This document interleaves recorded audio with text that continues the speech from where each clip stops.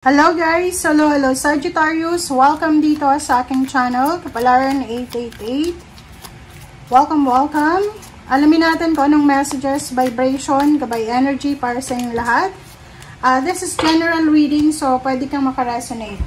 Okay, so yung first card mo dito is cleanse and let go. So kung makikita mo dito, ang pinapahiwatig sa'yo ng first two cards mo ay about relationship change. Okay, so Sagittarius, kung makikita mo dito, this is starting August 8, 2025. So, kailangan mo daw na mag-cleanse. This is cleansing, purification, and detoxification. So, napaka-importante na to, Sagittarius, kasi maybe marami kang gustong gawin sa buhay na hindi natutuloy because imbalance or ungrounded ka. Parang ganon. So, unahin mo ito, sinasabi na your body, mind, and soul are urging you to take time out for some much needed cleansing. So, unahin natin yung katawan natin. Maybe kailangan natin mag-water diet, water fasting, or cleansing, mga rituals or spells to cleanse, diba? Sa isip natin, alisin natin yung mga negativity, mga toxicity na yan, na hindi naman nakakatulong sa pag-unlad natin. And kung masyadong maingay, magulo sa kapaligiran nyo, sinasabi ng barahan na oras na para subukan nyo na yung parang quiet lang. Okay? So, same sa pag-wash natin ng car, paglilinis natin ng bahay, yung katawan natin ay kailangan din ng attention and care and nutrition din. So, it's time for some spiritual, emotional,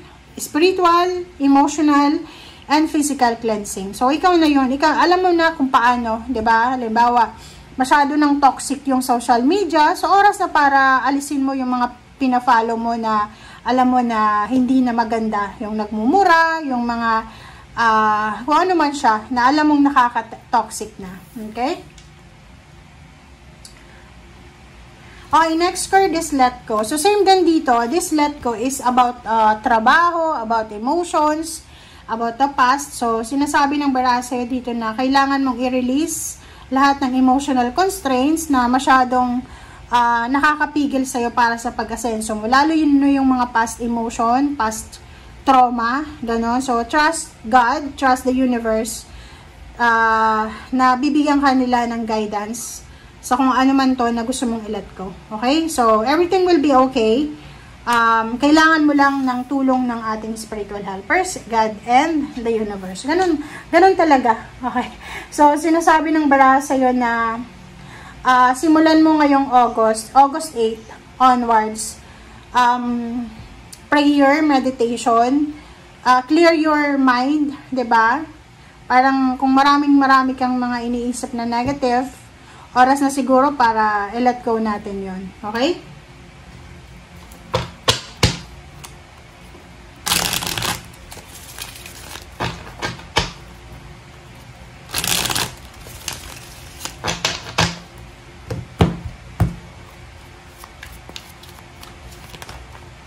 Okay.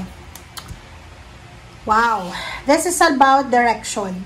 So, this King of Swords, sinasabi ng baraha na yan na trust in the higher good and guidance of the Spirit as we have only your best intention of heart and will do everything in our power to protect you. So, you need to let go. You need to release all the emotional constraints na nag-hold back sa past mo. Ito yun, no? Sinasabi ng baraha na kung gusto mo ng umabante, kailangan mo ng lisanin yung nakaraan. Okay. Diba? Tingnan mo reverse.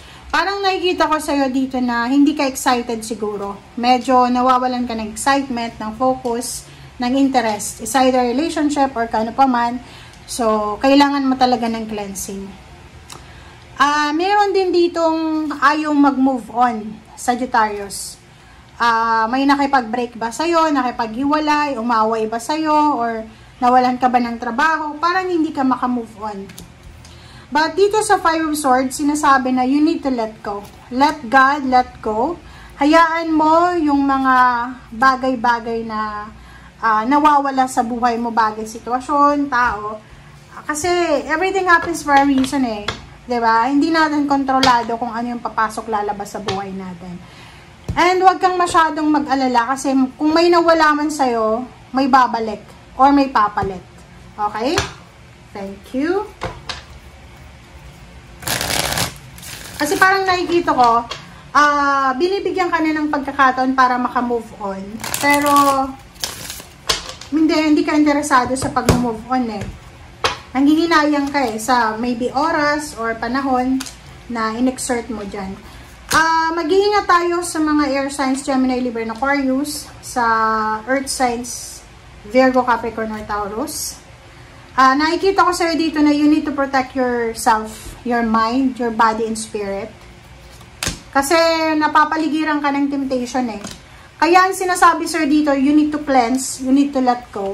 Kasi parang sa environment mo talaga sobrang toxic. Eto, Seven of Swords, napapaligiran ka ng mga taong madudumi yung isip, mga traidor, mga taong kahit gumawa sila ng masama, hindi sila walang remorse eh. Napapaligiran ka ng mga ng mga temptation.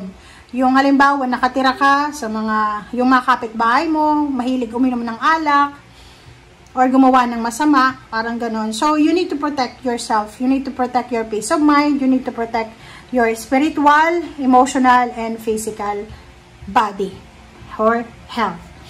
Wag ka nang manghinayang sa, like for example na, halimbawa, hindi na nag-working relationship, friendship man yan, or trabaho, wag kang manghinayang. You need to look forward para sa future. Kasi yung future mo, sinasabi ng baraha sa'yo na there's progress, or there's an achievement, development sa future mo, na hindi mo pa siya nakikita sa ngayon.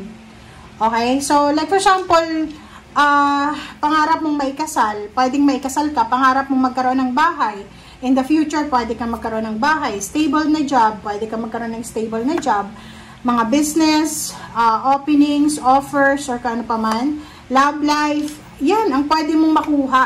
Kaso lang, yung mga chismosa na yan sa buhay mo, hanggat na nakikipag-coordinate ka sa kanila, nakikipag-usap, mas lalo silang magiging chismosa. So, as much as possible, sinasabi ng baraha sa'yo na you need to be intelligent sa mga taong kaharap, sa likod at sa harap mo.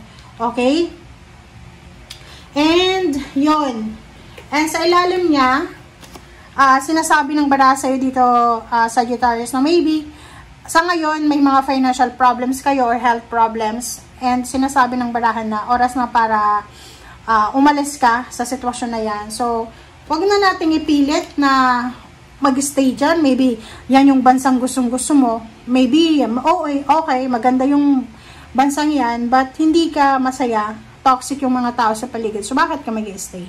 So, yun, sinasabi ng baraha sa'yo dito na you need to move on, you need to let go, you need to start over, and yun, tanggapin mo kung ano yung nangyayari sa ngayon, mga offers sa'yo, wag mong kontrahin. Okay? Thank you guys. Bye!